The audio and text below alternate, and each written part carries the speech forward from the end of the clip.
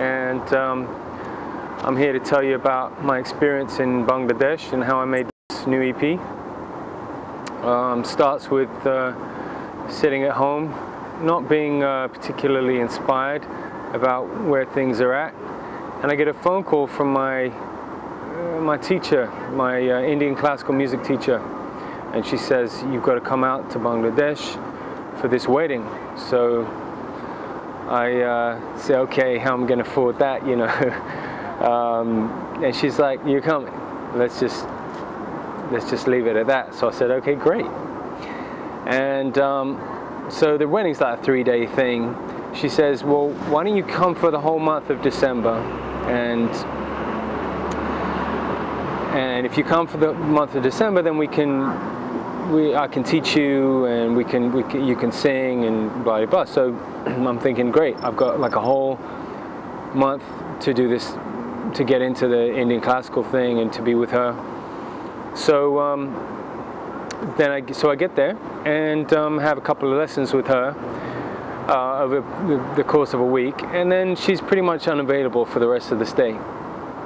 So I'm there with not a whole lot to do, and there's this other musician, this tabla player called Nilesh, and he's waiting around to practice and rehearse with her, and there's not a whole lot going on for her either, for him either. So are we good? Yeah, keep going. So yeah, so we're kind of twiddling our thumbs, you know, trying to figure out what we're going to do, and in the meantime we're just practicing every day, and we start getting to know each other,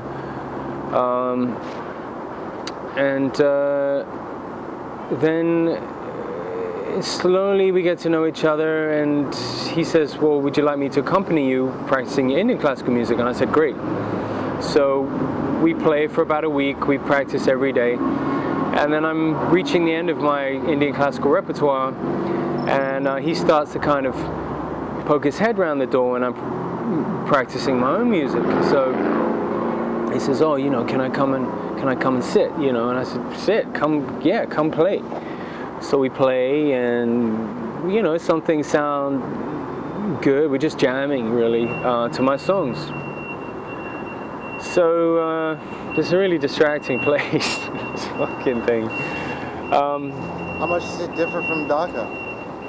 Dhaka's noisy. Dhaka's incredibly noisy. This is like nothing. This ringing of bells of the rickshaws they're riding around, and there's thousands of these things on the street. So yeah, it's a lot cleaner here than Dhaka as well.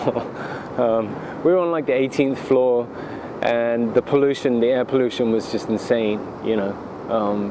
You're guaranteed a respiratory infection within the first week, and then you just build up a tolerance to it. So we didn't go out that much. We went out to go and eat at a like family member's house, you know, try some different food and stuff. But for the most part, we were kind of stuck inside. And what better way to use the time than to play music? Well, I started making this record in New York, and a kind of a typical way, the way I was making music probably 2 or 3 years before that, which is kind of layering guitar and vocal, and it wasn't that organic, it wasn't really flowing, but I had no way of really anticipating this kind of experience happening in Bangladesh, because I didn't plan it. I wasn't trying to make a world music record, or I wasn't trying to make something that I didn't even go there with the intention of making anything, actually, other than just kind of getting into the music and on my own. So playing with another musician, I mean, the great thing about it was that Nilesh, this tabla player, is a fantastic musician, and I understand a little bit about the tabla, and I can explain to him what it is that what I thought he could do in order to work to make a sound together. Yeah, I suppose it just kind of happened naturally, you know. I didn't, even now I don't think of it as a fusion record or anything, you know. It's just two guys who know how to play. We're just from very different musical backgrounds. I think, yeah, I think that if I'd gone there with an intention to make something like that, it would have had some kind of preconceived notion about it, and would have ended up being controlled in a way that it didn't need to be, because the music was at its best at that point, before he even got involved. So we're basically practicing every day for about 3 weeks, and then people start hearing about this project. They start coming down to our room and checking it out, listening, and they said, you know, we should have you play at one of these events, one of these parties. So we said, okay, great, that's great. We can work towards that and get a little set together. So we played, and people, they all loved it. They just loved the sound.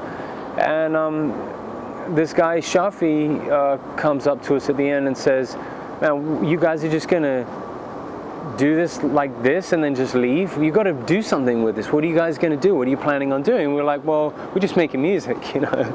And he's like, well, have you thought about recording this? And I said, well, yeah, kind of, maybe, but, you know, I'm leaving the day after tomorrow. I mean, you know, I'm not really connected in Dhaka like that. And he said, let me make a phone call. So he calls me the next morning and says, you're booked in a studio across the street for the whole day. Let's make a record. So we are like, wow, what a great opportunity. And that's how it came about. So we piled down into the studio and set up a few mics and record exactly what we've been practicing for 3 weeks, which is why from start to finish the music has a flow, and we're not playing to a metronome. It just has a natural pull and push to it. So it's a very natural music, this record. It's not contrived. We're not playing to a click track. We're not trying to make it perfect. We're trying to. We basically just captured this craft that we'd worked on. So I think that's why the record really works well, is because it's a representation of something that was really really good in a very simple way already. You know, it didn't need to be messed with too much. So yeah, we got 5 songs down, and it's really energized me and my music, and the circles around, the people around me are really interested in how it came about. So it's serendipitous, to say the least.